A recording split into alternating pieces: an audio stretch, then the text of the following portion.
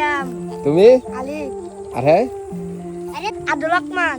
আব্দুর রহমান হ্যাঁ ছোটটাই এটা হ্যাঁ আব্দুর রহমান হ্যাঁ আপন। আপন তারা স্কুলে পড়ছতি একটা চিনু একটা আরিয়ান। কি রে স্কুলে পড়ছ কেরে আমি পড়ি। তুই বেশ বড় আছে কই যে কথা দি কই তারা সুন্দর মতো তোরা পড়স আরে করছি কি দাও দাও দুধটা দিছি কি আই ডোন্ট নো।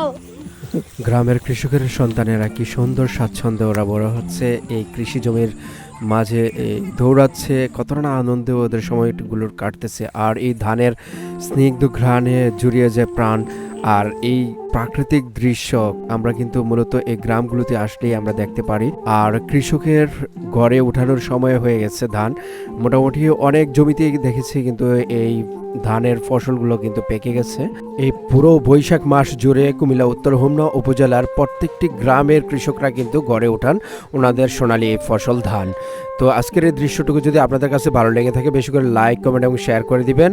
পেজটিতে নতুন হয়ে থাকলে অবশ্যই ফলো দিয়ে রাখবেন, ইউটিউব থেকে দেখে থাকলে অবশ্যই সাবস্ক্রাইব করে রাখবেন।